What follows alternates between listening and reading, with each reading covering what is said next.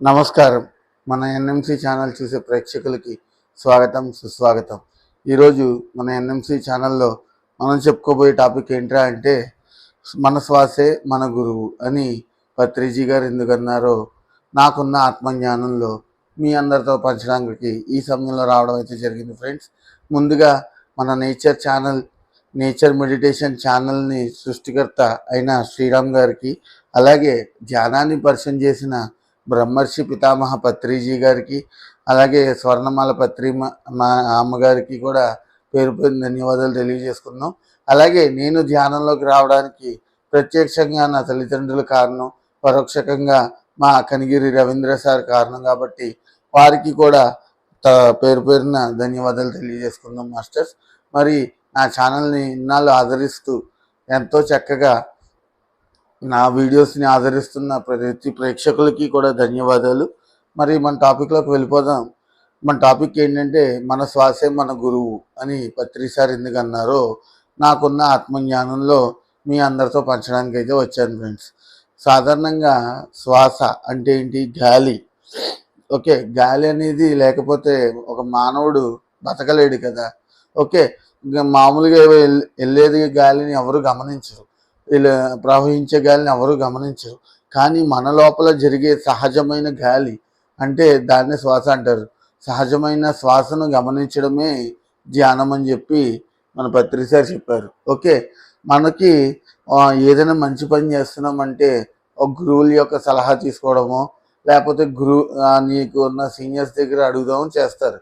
కానీ నువ్వు పీల్చే గాలిని పరిపూర్ణంగా గమనించగలిగితే అప్పుడు ఆ శ్వాసే నీకు గురువు అవుతుంది. ఆ శ్వాసే నీకు జీవనాధారం అవుతుంది. ఆ శ్వాసే నీ ప్రాణవాయువు, అలాగే నీకు ప్రాణవారధి కూడా అవుతుంది. కాబట్టి మరి మన శ్వాసే మన గురువు అని పత్రి సార్ అంటూ ఉన్నారు. ఓకే, మనం సాధారణంగా పడుకునేటప్పుడు కానీ, నిద్రపోయేటప్పుడు కానీ ఒక మనకి రెస్ట్ లేకుండా వర్క్ చేస్తూనే ఉంటుంది బాడీ. మన బాడీ అంతా రెస్ట్ తీసుకుంటుంది, ఒక్క పార్ట్ మాత్రం రెస్ట్ తీసుకోదు. అది ఏంట్రా అంటే మన ముక్కు మాత్రమే. ఎందుకు రెస్ట్ తీసుకోదు? అక్కడ బ్రీతింగ్ అండ్ బ్రీత్ అవుట్ అనే ప్రాసెస్ జరుగుతుంది. అంటే లోపలికి తీసుకునే గాలి, బయటికి వదిలే గాలి అనే ప్రాసెస్ జరుగుతూ ఉంటుంది నిద్రపోయినప్పుడు. కాబట్టి మరి దాన్ని మనం గమనించలేము. అంటే మనం ఎరుకు స్టేజ్లో మనం ఎరుకు స్టేజ్లో ఉన్నాం. కానీ అలా ఎరుకు స్టేజ్లో ఉండాలంటే మనం ఏం చేయాలి? గమనించుకుంటూ పడుకోవాలన్నమాట.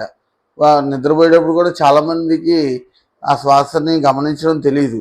అందుకే అందుకే వాళ్ళు ఏమంటారంటే కళలు ఎక్కువ వస్తున్నాయి, కొంతమంది ఏమో కళలు రావు, నిద్ర బాబట్టింది కానీ కళ రాలేదు అన్న కారణం అదే. కళ రాలేదు అంటే కళ రావాలా అంటే రావాలని రూల్ ఏం లేదు, రాలేదు అంటే రాలేదు అని చెప్పచ్చు. అర్థమైందా? మరి ఇలాగ మన శ్వాసే మన గురువు. కేవలం చూడండి, ప్రతి ఒక్కరు కూడా బ్రెయిన్ పెట్టి ఆలోచించండి. మనకి శ్వాస ఎంత చక్కగా తెలియజేస్తుంది. ఇప్పుడు మనం ఏదైనా వంట వండుతారు, వాటి యొక్క గుమ్మగుమ్మల్ని వాసన పీలుస్తాం, పీల్చమా? వాసన అంటే అది కూడా ఎలా పీలుస్తాం? ముక్కు ద్వారానే కదా.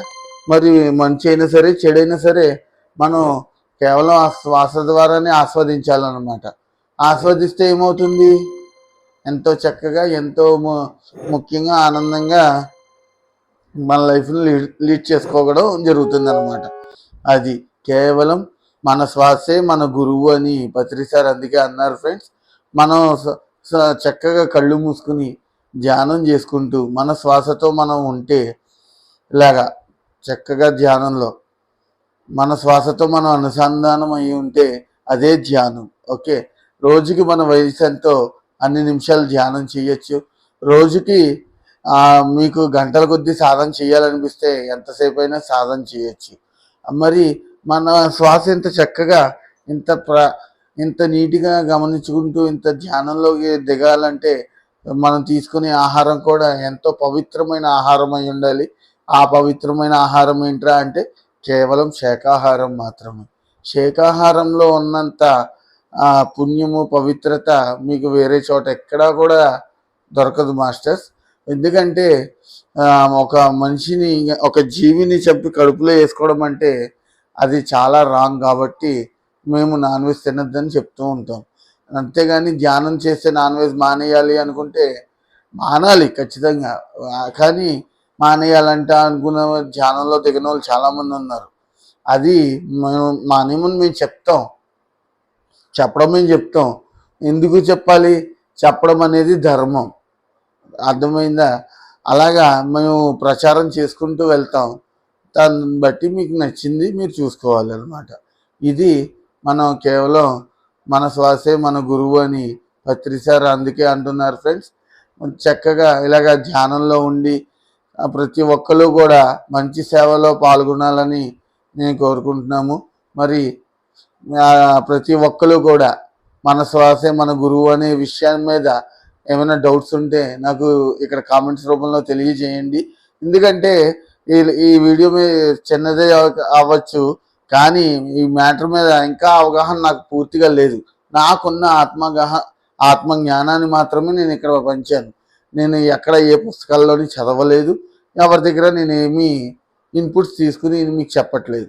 నాకున్న ఆత్మజ్ఞానం ఏదో నేను మీకు పంచుతున్నాను.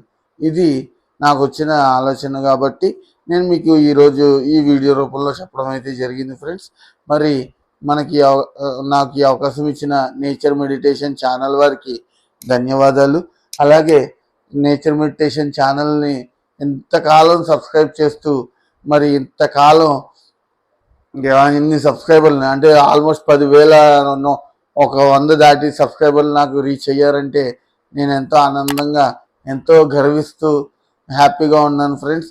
మరి నాకు ఇలాగా చక్కగా ప్రతి ఒక్కరు నేను చేసే వీడియోని లైక్ చేయండి, షేర్ చేయండి, సబ్స్క్రైబ్ చేయండి.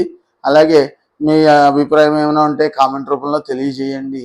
మరి ఇంకా సెలవు తీసుకుంటున్నాను. నాకు ఈ అవకాశం ఇచ్చిన NMC channel, nature meditation channel వారికి ధన్యవాదాలు. Thank you.